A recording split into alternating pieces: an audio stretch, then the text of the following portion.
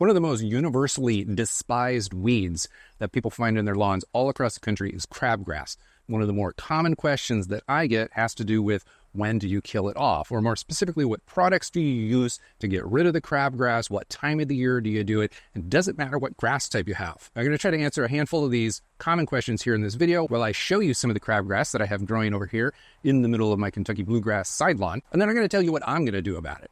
But as you can see, there's a lot of different options that you could have. All of this stuff here in my driveway I could use, but if you stick with me, I'm going to tell you why you might use one thing versus the other and why I'm making the decision that I'm going to make, because I'm not going to use those products. First of all, you should know that I did not apply a pre-emergent herbicide to this lawn space this year. I did to the other areas of my lawn, but not this one. This is young Kentucky bluegrass, and I wanted to see how much weed pressure was going to be coming up in the first place.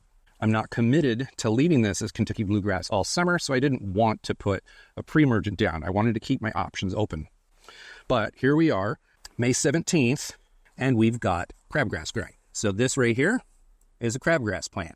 Now, as we look at it, we've got 1, 2, 3, 4 tillers at least in this plant. I would call this in the 4, maybe 5 tiller zone. I'm not sure if a 5th is growing down there, but there's obviously a lot of leaves. This is fairly mature. This plant right here has 1, 2, 3 tillers growing. You can see down there, maybe even a 4th one started. This one is not as mature as that one, but we're still in that 3 to 4 tiller range. Now this crabgrass plant, if we get way down in there, it's pretty much tiller 2 and it's almost 3. So you can see how small this plant is, but it's already approaching the 3 tiller zone or the 3 tiller range. So when we talk about young crabgrass in the leaf stage or the 1 to 2 tiller zone, we're literally talking about plants smaller than this. So when you've got a lot of grass, it will blend in and you're rarely going to see this until it starts getting bigger. By the time you start really seeing it, like, unless you notice that in your lawn, that's just one. That is a young crabgrass plant. It's very hard to identify plants of that size in a full yard. And the size makes an enormous difference on what product you use, because some products only work on plants that small. Once they get to this 3 to 4, 4 to 5 tiller range, your chemical herbicidal options drop significantly. Now, as you see over here, my neighbor has a lot of crabgrass. I remember seeing it all last year. I was curious how much was going to seed over here. But I've got crabgrass sprinkled all along the line, everywhere. Even some a little bit further in. Most of this is Kentucky bluegrass, but there's plenty of crabgrass, and every single one of these plants is going to continue getting bigger and bigger and bigger and starting to dominate the space if I don't do anything about it here in the month of May and June. Now, I say the month of May and June very specifically because this truly is probably the best opportunity of the entire year to kill off or deal with an existing crabgrass problem if you didn't apply a pre-emergent back in March and April. And the reason for that is because crabgrass is still germinating at this point. So if you didn't put a pre-emergent herbicide onto the lawn, you could apply an application of dithiopyr. Whatever brand uses dithiopyr, you could use that, and that's going to give you some post-emergent effect on some of those crabgrass plants that are still young, kind of in that 1, 2, 3 tiller phase or less. And it's going to prevent the germination of new crabgrass throughout the late part of spring. Now, for post-emergent control, so if that crabgrass is already growing, a granular product like this that has dithiopyr in it can work to kill off some of the young crabgrass that's over there in the grass. But a liquid is most likely going to be better. So if you were to find yourself a liquid that uses dithiopyr, you could add it into a tank sprayer, put a non-ionic surfactant in there, and spray the area down. You would be applying it to dry leaf material, and you would give it approximately 6 hours to absorb into the leaf material of the crabgrass.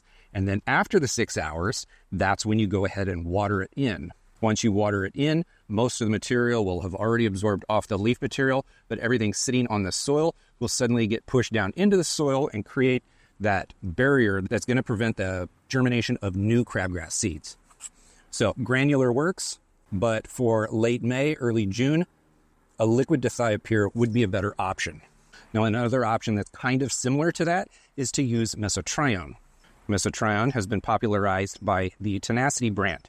Tenacity uses mesotrione as its active ingredient. You can find mesotrione within other brands. You can even get a granular version of it. Scott's Products has a Scott's Built for Seeding product that uses mesotrione. Mesotrione will go after the crabgrass and kill it off so long as the crabgrass is somewhere in that 3-tiller or less stage. It will also have a small amount of pre-emergent effect. The window of pre-emergence is something like 3 to 4 weeks. So it's a short window of pre-emergence, and it's going to attack and kill off some of the existing crabgrass if it's not too advanced or too mature. The biggest issue with using mesotrione to kill pre-existing crabgrass in the lawn is that the crabgrass is going to turn white and stay white in the lawn for weeks on end before it finally fades away and dies.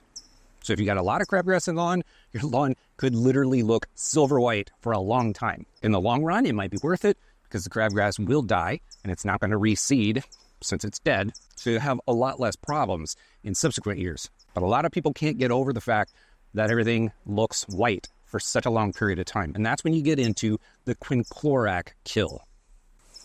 Now here I have 2 different quincloracs. They are both exactly the same if you look at the active ingredient. The difference here is I'm going to call this regular quinclorac, and this formulation of the exact same active ingredient is special. It's some sort of like proprietary formulation of the exact same active ingredient. They call it H value. There you go. See, it's right there, H value.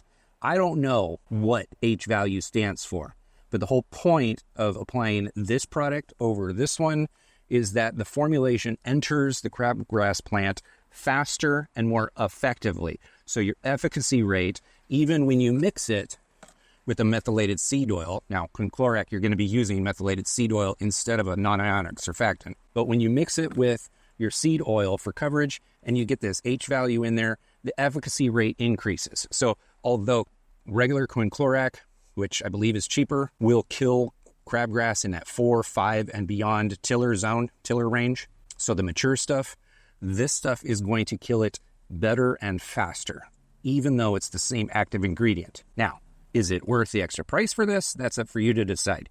I own both. I purchased both. This is what I would use since I own it. That's why I bought it, to kill crabgrass. Now, depending on the lawn that you have, if you have a Bermuda lawn, you probably would not want to use Tenacity. If you have a fine fescue lawn, you probably wouldn't want to use Tenacity or the mesotrione product. If you have a kikuyu lawn, you probably wouldn't want to use quinclorac. If you're planning on putting grass seed down within the next couple months, you're not going to want to use dithiopyr. If you've got a St. Augustine grass, you're probably not going to want to use the quinclorac. You'll probably want to go the Tenacity route. Even still, you'll probably want to use the lower rate. But if you're looking at your lawn in the months of May and June, and you're seeing a bunch of young crabgrass plants, and maybe some in that 3 to 4 tiller stage, the other option is grab a dinner fork. Maybe you just don't like the idea of applying chemicals to the lawn at all. Literally, crabgrass is very shallow rooted. If you've got a small space, I would consider this to be a small space. It's only 270 square feet, and probably only half of it has crabgrass growing in it. Grab a dinner fork. That's all it takes to pull this stuff up. Let me show you. Literally, just a dinner fork. This is that first plant that I showed you early in the video with 3 to 4 tillers. Just come down like you're hungry. Poke it on the ground.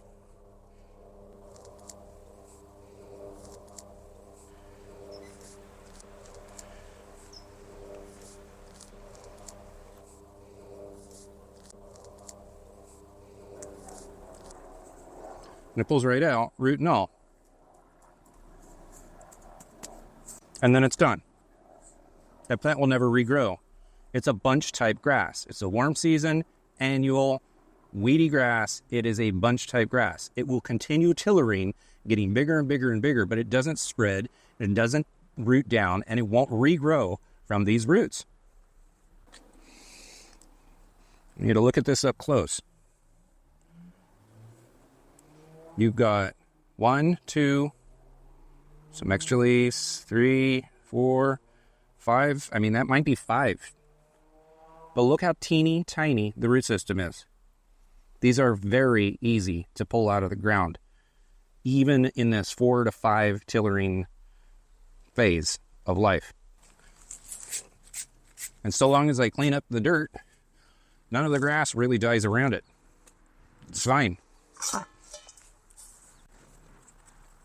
Done. This doesn't take that long. Let's get this teeny tiny one. Look at that.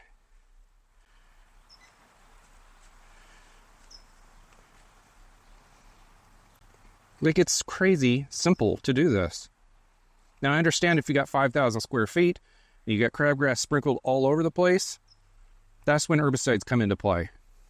But if your spot is small, like mine is, just take an hour. You don't have to deal with the whitening. You don't have to deal with the slow kill. You don't have to worry about mixing herbicides, chemicals.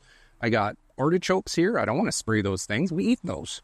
There's nothing wrong with a little bit of hard work and dirt under your fingernails. I try all the time to teach on this channel the best practices for lawn care in as many different subtopics as I possibly can. But the fundamentals are just as important.